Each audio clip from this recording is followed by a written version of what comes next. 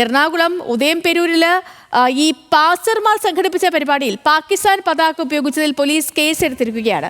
Jesus generation എന്ന പ്രാർത്ഥനാ കൂട്ടായ്മ നയിക്കുന്ന ദീപു ജേക്കബിനെതിരെയാണ് കേസെടുത്തിട്ടുള്ളത്. പതാക ഉപയോഗിച്ച് പ്രാർത്ഥന നടത്തിയത് പാകിസ്ഥാന് മാനസാന്തരം ഉണ്ടാകാനെന്നാണ് വിശദീകരണം.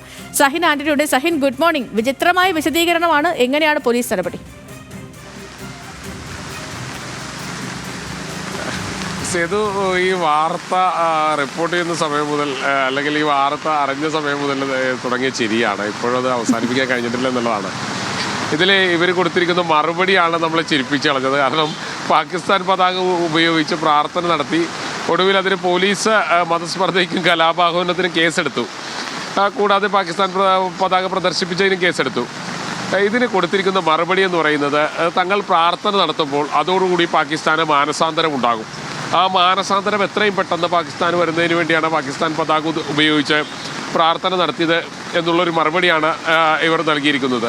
ഇതിൽ ജീസസ് ജനറേഷൻ എന്ന് പറയുന്ന കൂട്ടായ്മ, പ്രാർത്ഥന കൂട്ടായ്മയ്ക്കെതിരെ പോലീസ് കേസെടുത്തിട്ടുണ്ട്. ഇതിൻ്റെ നടത്തിപ്പുകാരനായിട്ടുള്ള ദീപു, ഈ ഓഡിറ്റോറിയം അയാളുടേതാണ്. ഉദയംപേരൂർ പോലീസാണ് കേസെടുത്തിരിക്കുന്നത്. എന്തായാലും ദീപു മൊബൈൽ സ്വിച്ച് ഓഫ് ചെയ്ത് ഇപ്പോൾ ഒളിവിൽ പോയിരിക്കുകയാണ്. പാകിസ്ഥാന് മാനസാന്തരം ഉണ്ടായില്ലെങ്കിലും ദീപുവിന് മാനസാന്തരം ഉണ്ടായി എന്നാണ് മനസ്സിലാക്കാൻ കഴിയുന്നത്. സേതു.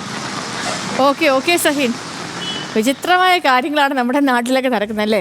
പാകിസ്ഥാൻ്റെ പതാക ഉപയോഗിച്ച് ചോദ്യം ചെയ്തപ്പോൾ നൽകിയ വിശദീകരണമാണ് ഏറ്റവും കോമഡി. പറയുന്ന പോലെ പാകിസ്ഥാൻ ഒരു മാനസാന്തരം ഉണ്ടാകാൻ വേണ്ടിയിട്ടാണ് പതാക ഉപയോഗിച്ചതെന്ന്. പാകിസ്ഥാൻ എങ്ങനെ അവർ പറഞ്ഞതുപോലെ ആണെങ്കിൽ പാകിസ്ഥാൻ അങ്ങനെയെങ്കിലും ഒരു മാനസാന്തരമൊക്കെ ഉണ്ടാവട്ടെ അല്ലേ?